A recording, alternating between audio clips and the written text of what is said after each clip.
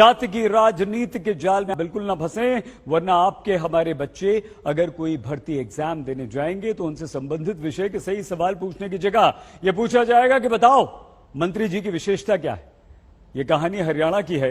ध्यान से पूरी रिपोर्ट आप देखिएगा, तब आप जानेंगे कि बेरोजगारी दर में नंबर 1 हरियाणा किस स्तर के सवाल पूछकर पुलिस में भर्ती करता है।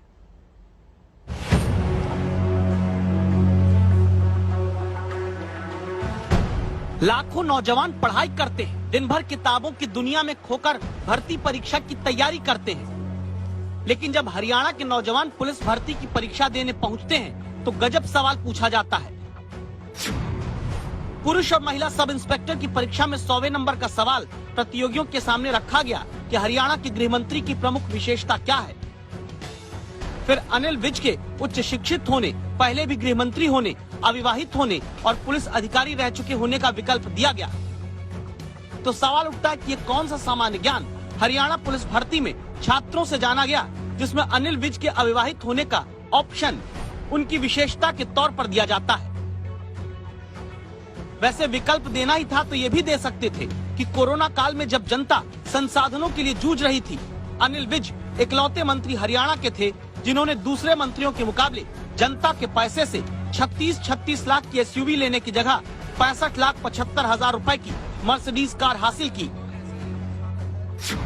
ऐसे मंत्री के महकमे में काम करने के लिए भर्ती पाने वाले छात्रों के साथ क्या होता है?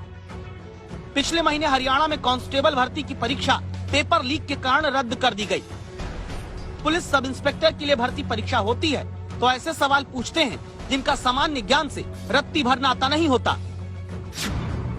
सवाल नंबर 66 में पूछा गया, हरियाणा स्टाफ सिलेक्शन कमीशन के प्रमुख भोपाल सिंह खदरी के नाम में खदरी का मतलब क्या है। महिला सब इंस्पेक्टर भर्ती परीक्षा देने वालों से पूछा गया, हरियाणा में बीजेपी के टिकट पर बड़ौदा उपचुनाव किसने लड़ा।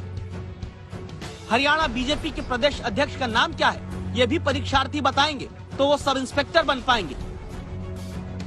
यहाँ तक कि बेटी बचाओ बेटी पढ़ाओ अभियान की शुरुआत के कार्यक्रम में स्टेज पर कौन सी हीरोइन मौजूद थी, सब इंस्पेक्टर भर्ती एग्जाम का सवाल बन जाता है।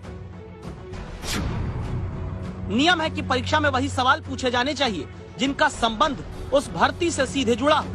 हकीकत ये कि पिछले महीने भी कांस्टेबल भर्ती के पेपर में पूछा गया, एक गाय को कितना दाना देना चाहिए, विदेशी नस्ल की गाय कौन सी है, अपरीक्षित युवा सांड को छांटने का तरीका कौन सा है, कौन सी दुधारू नस्ल की गाय होती है। माने कांस्टेबल न चुनना हो, गौशाला के लिए भर्ती करनी हो। यह हाल उस राज्य की भर्ती परीक्षाओं का है जहां 13 लाख से ज्यादा बेरोजगार सरकारी पोर्टल पर अपनी बेरोजगारी दर्ज करा के बैठे हैं, जहां सीएमआई के आंकड़ों में देश के भीतर बेरोजगारी दर के पैमाने पर हरियाणा नंबर 1 है। और सवाल होता है परीक्षा में, बताओ क्या राज्य के गृह मंत्री का गुण अविवाहित होना है। मंजीत सहगल, चंडीगढ़, आज तक।